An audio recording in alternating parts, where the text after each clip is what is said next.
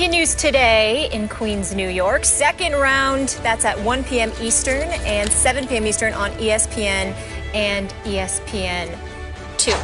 Meanwhile, a federal judge let the air out of Deflategate Thursday, erasing New England quarterback Tom Brady's 4-game suspension. U.S. District Judge Richard Berman said NFL Commissioner Roger Goodell went too far in affirming punishment of the Super Bowl winning quarterback. The written decision frees Brady to prepare for the September 10th season opener against the Pittsburgh Steelers. That's in Foxborough. Shannon, let's start with you. What impact will this decision have on the Patriots season? I think they're the favorite in the AFC.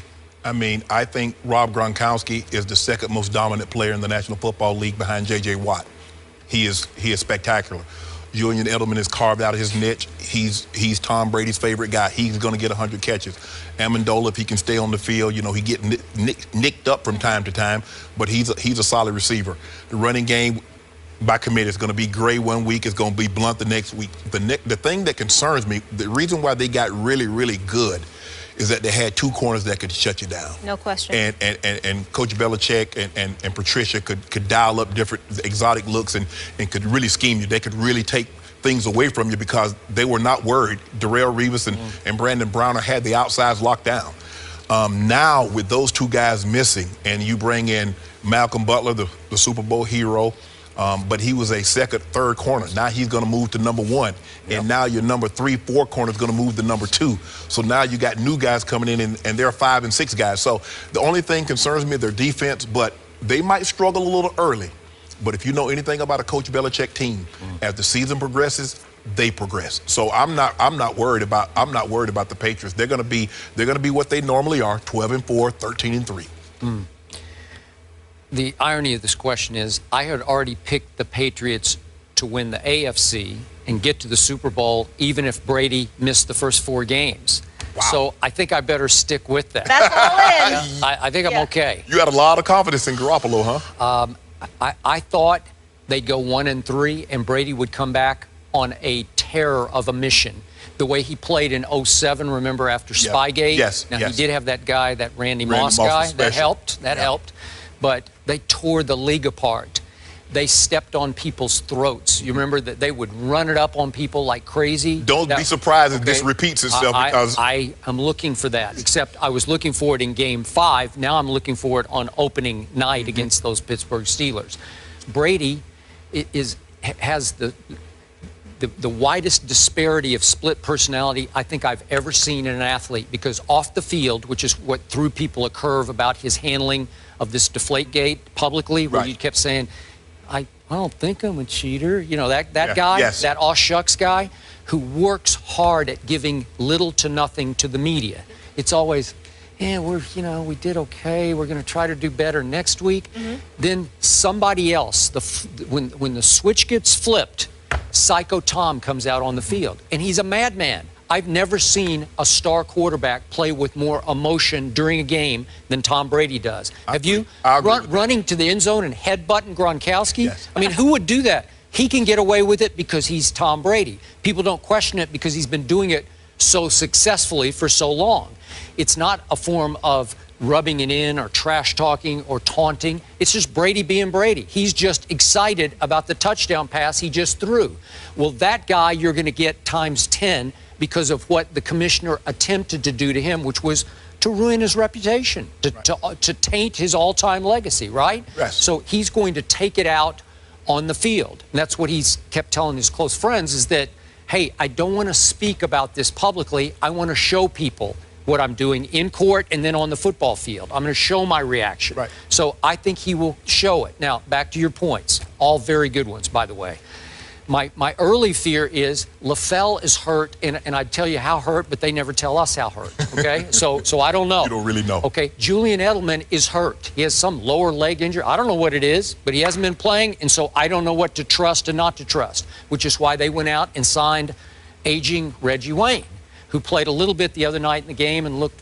No, don't do that, Skip. He looked bad. Skip, last year he was walking in the routes. He can't run anymore. I would agree with you. So I'm not counting on anything from him. And they signed that kid Brandon Gibson, and he got hurt, and he went on IR, so he's gone. They cut Josh Boyce. So the receiving core is a little thin right now, except for the guy you talked about, I disagree with your J.J. Watt position, but that's for another day because we did that so hard yesterday. Yeah. But in this case, the second most dominant, you could argue, is the first most dominant, is Gronkowski. So if you got Gronk, you got a chance, right? Yes. Okay, but I'm not sure about the receiving core. Then across the football to the corner position. I always tell Molly, I watch preseason games for one reason and only one reason only, flashes. Yeah. I want to see flashes from Malcolm Butler, and I saw a whole bunch of them. He's a gifted kid. Yes. That play he made was not flukish. Maybe it was a 1,000,000,000 shot, Yes. the move that he made on that football, jumping that route on the goal line. It was the most shocking, obviously, Super Bowl play we've ever seen as far as ending a game. Skip, you know what that play did for his confidence? It showed him that he belonged. Oh, I remember my first touchdown, I caught it against an All-Pro and Kevin Ross. Wow. From that moment on, I believed that I belonged in the National Very Football League. interesting. So he made that play in the Super Bowl. To win the game. He believes in his mind, Yeah. I can be Darrelle Revis. I can be Joe Hayden. I can be a top flight corner. Look at no other corner has ever made a play like that in the Super Bowl. I made that play. Moving forward, I would not be surprised if I see him rise up the ranks. I think he will. I think he's going to give up some plays. I think he's going to make a lot of plays. Yes. So are they going to be Revis and Brown? No, they're not. No. Do they still have a pretty hellacious pass rush? Yes, they do. So I'm going to trust that. Mayo is back to kind of be the quarterback and the anchor, the middle of that defense. Safeties are pretty good. So they'll be good enough on defense. And I think when you have Brady and Gronkowski, you're going to be so explosive on offense. Man, I probably should amend my record now. I could see 13-3. But my thing is that when does Brady not go 12-4, 13-3, 14-2? Because that's just what they do. Now, the East has gotten better, Skip. Has now, it? If Tyrod Taylor can give them anything, You're right. I'm with you. If he can give them anything, and with Sue in Miami, with Olivier Vernon, and Cameron Wake, and Cortland, and Skip, they're going to be the deal with now. Now, I don't know how, Tannehill's got his money. Now, he needs to show what Miami believes in him to pay him that contract.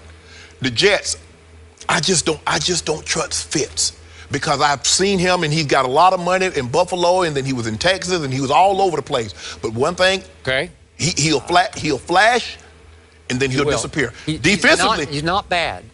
But not good, but he's been in the league 10 years and he has yet to lead the team to the playoffs. I got it. But I looked off the top of my head. He started like 54 games.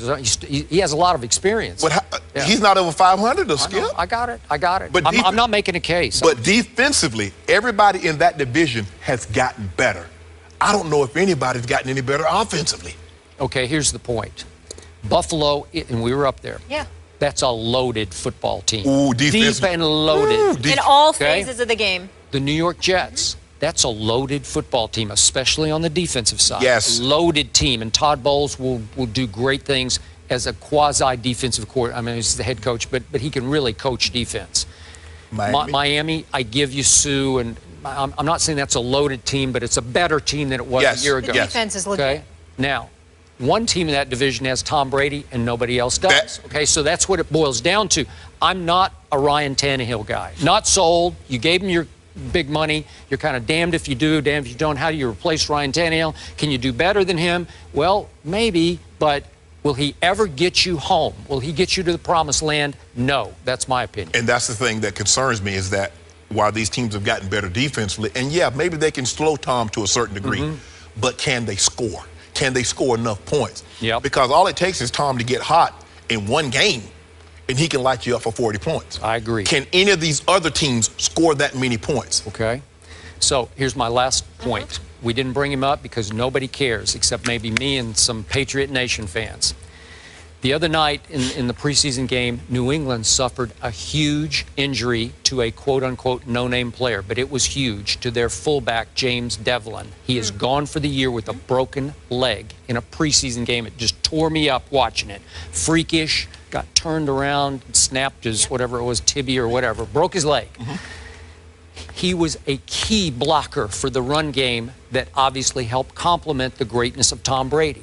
I think it's really going to hurt that run game because there's no obvious replacement for a guy like, you know how valuable those guys are. They're hard to find. I'm talking about that 250-pound bowling ball blocker who can also catch it out of the backfield. There you go. There you go. All right? It's a huge loss. And right now, if Tom Brady were sitting here, he'd say, I'm worried about that. We don't have that. So now the responsibility is heaped even more on the shoulder pads of number 12.